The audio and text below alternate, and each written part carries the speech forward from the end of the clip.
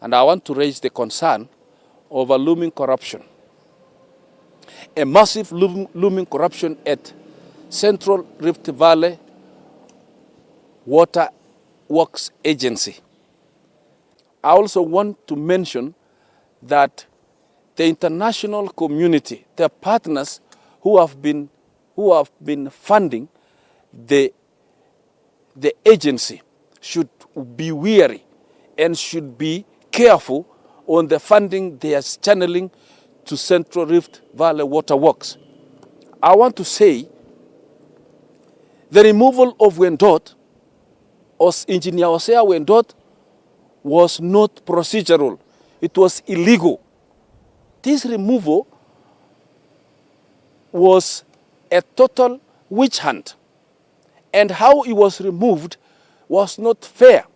I will also highlight how and who are the directors of the board of Central Rift Valley Water Works, and you will be surprised that it is 90% one ethnic group from Kenya, right from the CS, the PS, and the directors, chairman, and the rest is just but a picture of a tribal agency.